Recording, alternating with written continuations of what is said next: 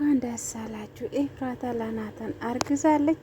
በዛሬ ቀን እንግዲህ እርጉዝ መሆኗን ካወቀች በኋላ እያስመለሳት ነበረ። ካወቀች በኋላ መደነስ ጀመረች። ስትደንስ ያፌት ደግሞ ቀለበት ገዝቶለት መጣ እና ቀለበት አደረገለት። ብቻ ያፌት ዝም ብሎ ነው ምለፋ እንጂ ኤፍራታ ምንም ቢያደርግለት ልትወደው አልቻለችም። እሷ ሁሌ የምትወደው ቦታ የምትሰጠው ናታንና ናታን ብቻ ነው። ግን ደግሞ ለናታን ማርገዟ እኔ በጣም ነው ደስ አለኝ። ታውቃላችሁ ያፌት ከማገባ በፊት እሷን ያው ስንት ቀን ስቀር ናታን ደግሞ ሰክሮ መጥቶ እሱ ጋር አድራ ነበረ። ለዛ ነው ያ ቀን በቃ ተደሰተች። ንጽህና ሁሉ ነገር ለናታን ነው ሰጠችው ማለት ነው። እና ያፌት ግን አሁን ኤፍራታ እርጉዝ ስትሆን ሲያቅ የኔ ልጅ ነው ብሎ ያስባል ብዬ አስባለሁ። ያው ከወለደችለትም እንግዲህ ካልተለያዩ የናታን ልጅ ያሳድጋል ማለት ነው። ግን ደግሞ በቅርቡ ወደ ናታን እንደምትመለስ ተስፋ አለኝ። ምክንያቱም ትክክለኛ ፍቅር አይፈርስም፣ ያው ፈተና ይበዛል እንጂ ማለት ነው። ግን የዛሬው ልዩ ነው ማለት ነው እና በጣም ደስ ብሎኛል። እኔ ኤፍራታ እንግዲህ እርጉዝ መሆኗ በጣም ደስ ይላል። ግን ደግሞ በጣም ነው እየደነሱት ጠጡ። ኤፍራታ ራሱ ዛሬ ደስ ብሏት በጣም ነበረ እየተደሰተችው እና እንደዛ ነው። ገኒ ደግሞ ምንም አትልም፣ እየተሻላት ነው፣ መናገር ጀምራለች ትንሽም ቢሆን። ቢኒ ደግሞ ተሽሎት ዛሬ ገኒን እያንከባከባት ነው። ናታን ደግሞ ከትዝታ ጋራ እንግዲህ ተይዟል። ትዝታ ጋራ ስራ መጀመሩ በጣም ከባድ ነገር ነው። ጥሩ መጥፎ ውስጥ ከታ ወደ ኋላ እንደምትል ነው እኔ የታየኝ። ምክንያቱም እቺ የደሃራ እናት የምትባለው ጨካኝ ናት። የባሏን የገደለች ለናታን ደግሞ አትራራ ብዬ አስባለሁ።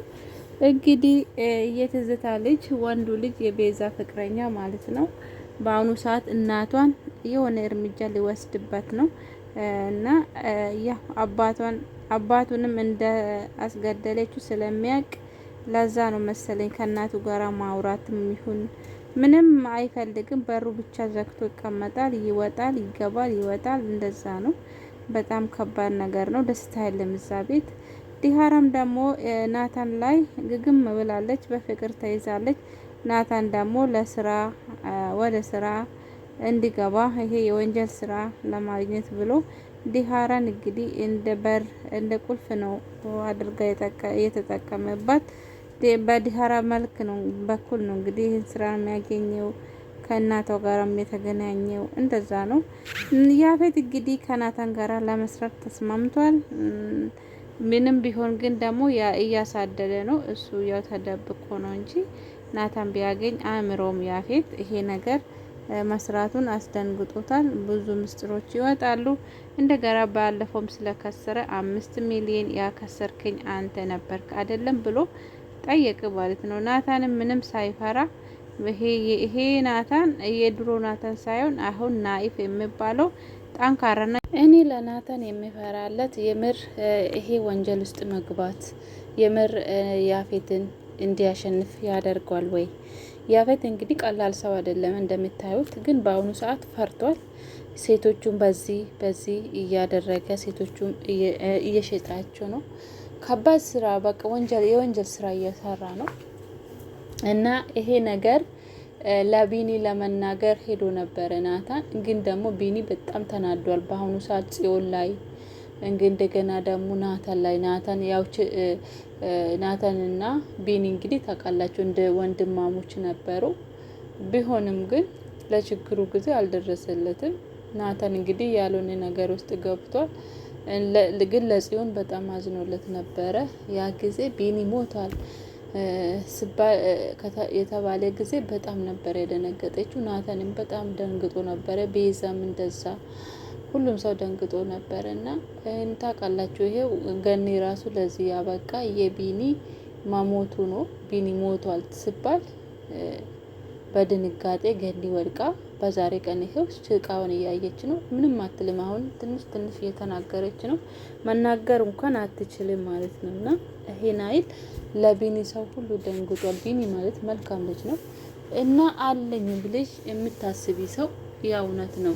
ያ በችግሩ ቀን ካልደረሰች ወይ ካልደረሰ ምን ያደርጋል? ለዛ ነው እሱ የተናደደ። ሌላ ደግሞ አቤል ነው ይሄንን ችግር የፈጠረው። አቤል ጽዮን እንዳሳገተችው ብሎ ስላሰበ አሁን በአሁኑ ሰዓት በጣም ችግር እየፈጠረ ነው። በናታን በጽዮን በቢኒ ህይወት ውስጥ ገብቶ ኤፍራታ ራሱ መስዋዕት ያደረገችው ለናታን ብላ ነው።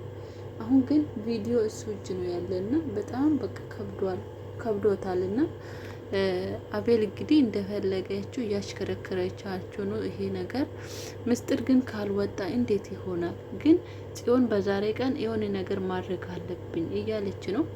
እና ናታንም ቢኒ እንግዲህ ከቻላችሁ አንተም እህትም እኔ አካባቢ አትድረሱ ብሎ ናታንን ሰብሮታል። ናታን እንግዲህ ግራ ተጋብቷል።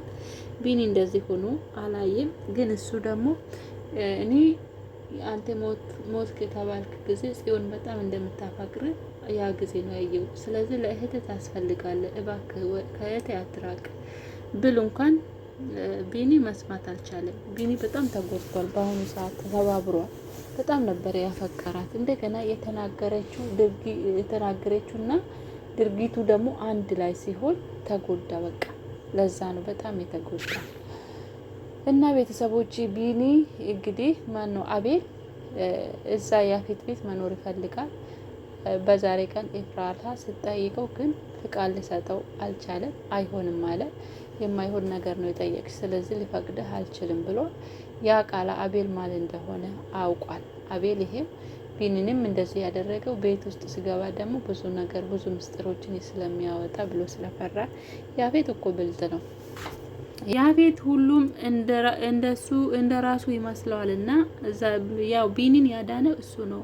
ቢሆንም ግን በዛሬ ቀን ደውለው አብረን እንሰራለን ከኔ ጋር እና ስራ የወንጀል ስራ ያው ታውቃለህ፣ በአንድ ቀን በላይ እኔንም ማሳሰር ስላልቻልክ ይህ ስራ አያዋጣህም፣ ስለዚህ ከኔ ጋራ ስራ እያለ ቢኒን ወደ ወንጀል ሊከቶ ነበረ። ቢኒ ግን የመለሰለት ቃል ጥሩ አልነበረም ለያፌት። ያፌትም እንግዲህ ምንም ማድረግ አልቻለምና ስልኩን ዘጋ። ቢኒ ግን የሆነ ነገር ያፌትን የሚያደርገው ይመስለኛል። መቼም ሁሌም እንትን አይደለም፣ ሁሌም እስር ቤት ገብቶ መውጣት አይቻልም። ወይ አሁን እስከ መጨረሻ ሊታሰር ይችላል። ያፌት እንደገና አቤል እና ሉሊት ካልታሰሩ እነኚህ ቤተሰቦች በሰላም መኖር አይችሉም። ሉሊትም የስራዋን የእጇን ማግኘት አለባት። አቤልማ እየሰራው ከባድ ነገር ነው። ጽዮን እንግዲህ በዛሬ ቀን አገኝሻለሁ፣ ላገኝሽ እፈልጋለሁ እያላት ነው አቤል እንግዲህ ጽዮን